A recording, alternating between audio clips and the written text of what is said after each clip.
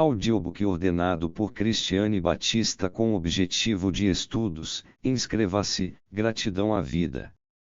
O Prêmio Goethe, 1930. Sigmund Freud. A presente tradução, a primeira em inglês, é de autoria de Angela Richards. Em 1927, a cidade de Frankfurt criou o Prêmio Goethe, que devia ser anualmente concedido a uma personalidade de realizações já firmadas cuja obra criadora fosse digna de uma honra dedicada à memória de Goethe. Os primeiros 3 prêmios foram concedidos a Stefan George, o poeta, a Albert Schweitzer, o músico e missionário médico, e a Leopold Ziegler, o escritor filosófico. O valor do prêmio era de 10.000 marcos alemães, equivalentes na ocasião, a cerca de 500 libras ou $2.500. Por sugestão de Alphonse Peckett, homem de letras bem conhecido e secretário dos curadores do fundo, decidiu-se conceder o prêmio de 1930 a Freud, o que foi anunciado a este, que, na ocasião, se encontrava em férias no Salzkammergut, numa carta de Peckett datada de 26 de julho de 1930, impressa no Psychoanalytische Bewegung, 2, 41718, a que Freud respondeu a 3 de agosto. Era costume, como Peckett explicava em sua carta, que o prêmio fosse entregue a 28 de agosto de cada ano, numa cerimônia realizada na casa de Frankfurt em que Goethe nascera, e que o contemplado aí fizesse um discurso, ilustrando sua própria relação interna com Goethe. Devido à sua doença, Freud não pôde fazê-lo ele próprio, mas o discurso que preparou foi lido por Anna Freud na cerimônia na casa de Goethe, a 28 de agosto. Carta ao Dr. Alphonse Peckett. Grundlsey, 3 de agosto de 1930. Prezado Dr. Peckett. Nunca fui mimado por sinais públicos de honra e adaptei-me tanto a esse estado de coisas, que me foi possível passar sem eles. Não gostaria de negar, contudo, que a concessão do Prêmio Goethe da cidade de Frankfurt deu-me grande prazer. Há nele algo que inflama especialmente a imaginação, e uma de suas estipulações dissipa o sentimento de humilhação que, em outros casos, é concomitante a tais distinções. Desejo particularmente agradecer-lhe por sua carta, ela me comoveu e espantou. À parte sua penetração simpática da natureza de minha obra, nunca antes encontrara as intenções pessoais e secretas por trás dela identificadas com tal clareza como o senhor o fez, e gostaria muito de lhe perguntar como veio a ter esse conhecimento. Lamento saber, por sua carta dirigida à minha filha, que não poderei encontrá-lo em futuro próximo, e, com meu tempo de vida, o adiamento é sempre algo de arriscado. Naturalmente, estarei pronto a receber o cavalheiro, Dr. Michel, cuja visita me anuncia. Infelizmente, não poderei estar presente à cerimônia em Frankfurt, estou muito fraco para tal empreendimento. Nada perderão por isso, minha filha Ana sem dúvida é mais agradável de ver e ouvir do que eu. Proponho que ela leia algumas frases minhas que tratam das vinculações de Goethe com a psicanálise e defendem os próprios analistas da censura de terem ofendido o respeito devido ao grande homem por causa das tentativas analíticas que sobre ele fizeram. Espero que seja aceitável que eu assim adapte o tema que me foi proposto, minhas relações internas, como homem e cientista, com Goethe, ou então que o senhor tenha a gentileza de me comunicar que não. Muito sinceramente seu, Freud. Discurso pronunciado na casa de Goethe em Frankfurt. O trabalho de minha vida se dirigiu a um só objetivo. Observei os mais sutis distúrbios da função mental em pessoas saudáveis e enfermas e procurei inferir, ou, se preferirem, adivinhar, a partir de sinais desse tipo, como o aparelho que serve a essas funções é construído e quais as forças concorrentes e mutuamente oponentes que nele se acham em ação.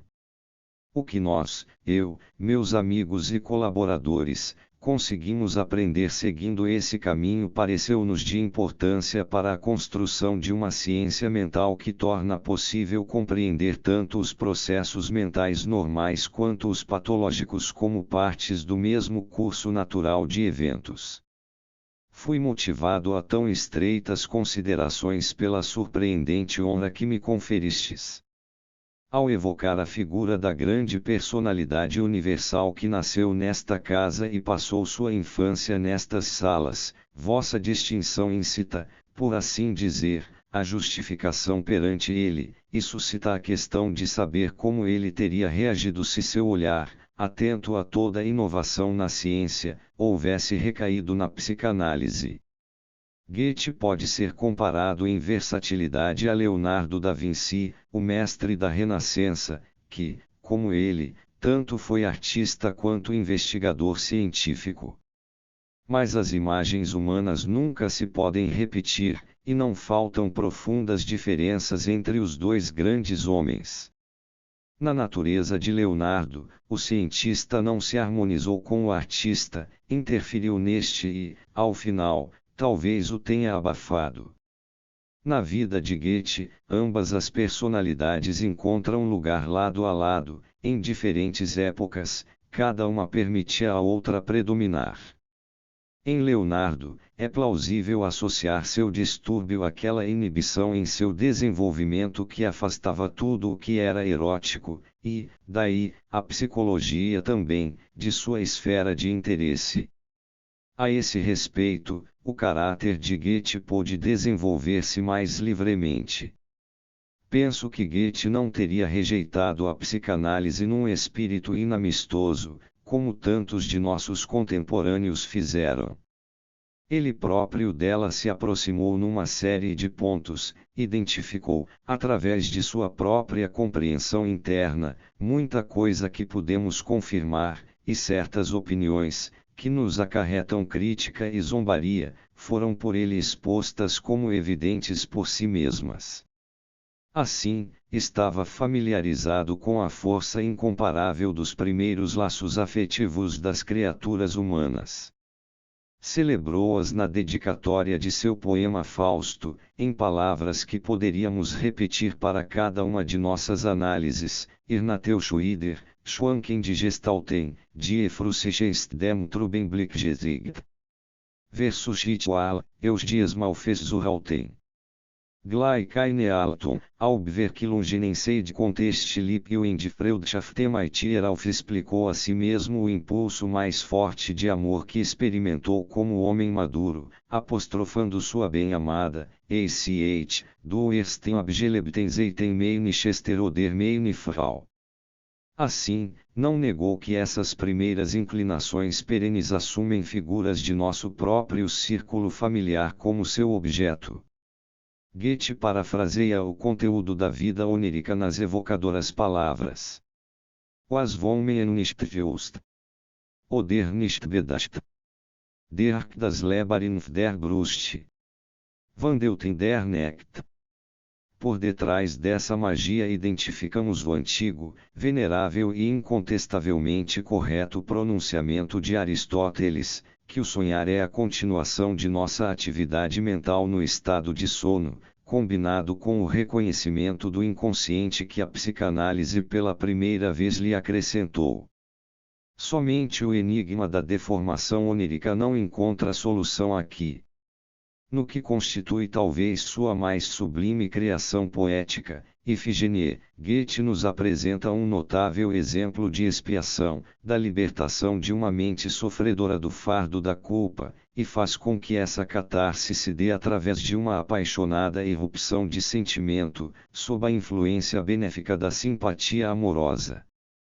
Na verdade, repetidas vezes ele efetuou tentativas de fornecer auxílio psicológico, tal como, por exemplo, ao desafortunado homem que, nas cartas, é denominado de Kraft, e ao professor Plessing, de quem nos fala em Campagne in Francreich, campanha na França, e o processo que aplica vai além do método da confissão católica, aproximando-se, em alguns pormenores dignos de nota, da técnica de nossa psicanálise.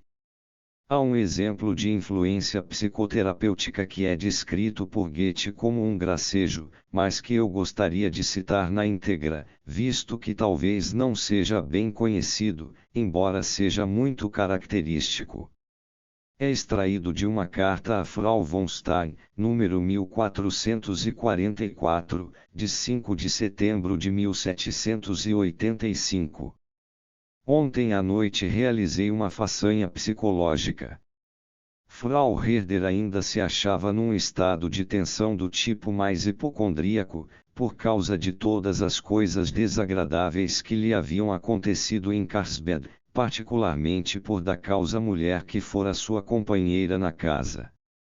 Fiz com que ela me dissesse e me confessasse tudo, as más ações de outras pessoas e suas próprias faltas com suas mais minuciosas circunstâncias e consequências, e, ao final, absolvi-a e tornei-lhe claro, gracejando, nessa fórmula, que aquelas coisas agora tinham passado e sido arrojadas às profundezas do mar.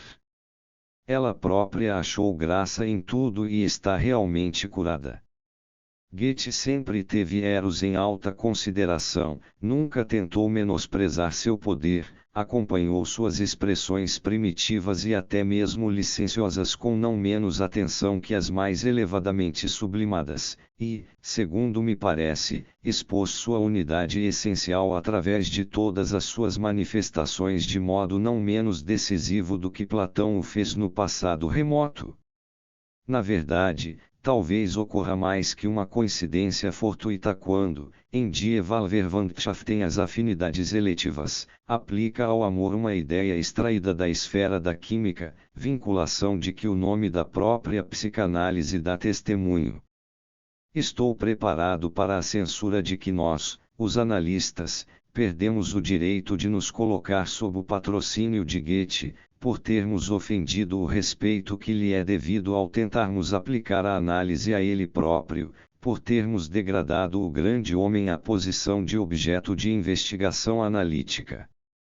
Discutirei, porém, em seguida se qualquer degradação tenha sido intentada ou nisso esteja implícita. Todos nós, que reverenciamos Goethe, nos submetemos, sem demasiado protesto, aos esforços de seus biógrafos, que tentam recriar-lhe a vida a partir dos relatos e indicações existentes. Mas o que podem essas biografias proporcionar-nos? Mesmo a melhor e mais integral delas não pode responder às duas perguntas que, somente elas, parecem merecer serem conhecidas.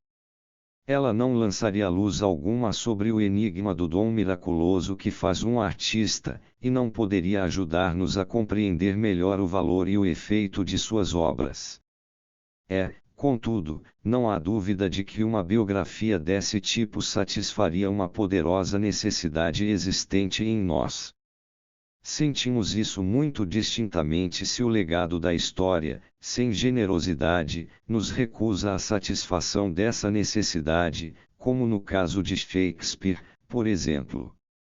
Inegavelmente, é penoso para todos nós que ainda hoje não saibamos quem foi o autor das comédias, tragédias e sonetos de Shakespeare, se foi de fato o filho inculto do cidadão provinciano de Stratford, que atingiu uma modesta posição como ator em Londres, ou se foi ao contrário, o aristocrata, de nascimento e alta instrução, apaixonadamente inconstante, até certo ponto de classe, Edward de Vere, 17º Conde de Oxford, grande lorde camareiro hereditário da Inglaterra. Mas como podemos justificar uma necessidade desse tipo, a de obter conhecimento das circunstâncias da vida de um homem, quando suas obras se tornaram tão plenas de importância para nós? As pessoas geralmente dizem que se trata de nosso desejo de nos aproximarmos de tal homem também de maneira humana. aceitarmos isso, tratasse, então, da necessidade de adquirir relações afetivas com esses homens, acrescentá-los aos pais, aos professores, aos exemplos que conhecemos ou cuja influência já experimentamos, na expectativa de que suas personalidades sejam tão belas e admiráveis quanto as obras de arte deles que possuímos. Mesmo assim, podemos admitir que existe ainda outra força motivadora em ação. A justificação do biógrafo também contém uma confissão. É verdade que ele não deseja rebaixar seu herói, mas quer trazê-lo para mais perto de nós. Isso, contudo, significa reduzir a distância que o separa de nós, tende ainda, efetivamente, no sentido de degradação. E é inevitável que, se aprendermos mais a respeito da vida de um grande homem, ouviremos também falar de ocasiões em que ele, de fato, não se saiu melhor do que nós, em que, na realidade, se aproximou de nós como ser humano.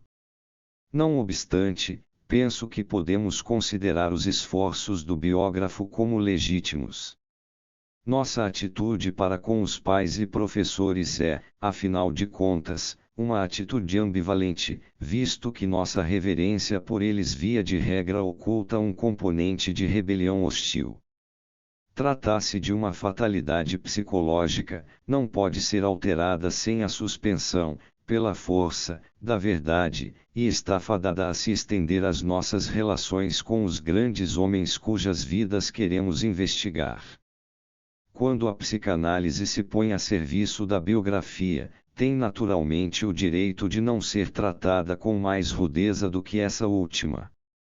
Ela pode fornecer certas informações às quais não é possível chegar por outros meios, logrando assim demonstrar novos fios vinculadores na obra-prima do tecelão, disseminados entre os dutos artísticos, as experiências e as obras de um artista.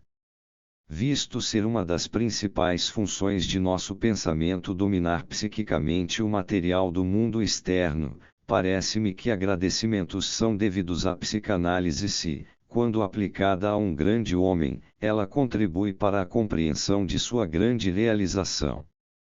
Omito, entretanto, que no caso de Goethe não avançamos muito longe, porque Goethe, como poeta, não foi apenas um grande revelador de si mesmo, mas também, a despeito da abundância de registros autobiográficos, um cuidadoso ocultador de si mesmo. Aqui, não podemos deixar de pensar nas palavras de Mefistófeles, das Best, was du wissen kannst darfst du den Buben durch nicht zeigen.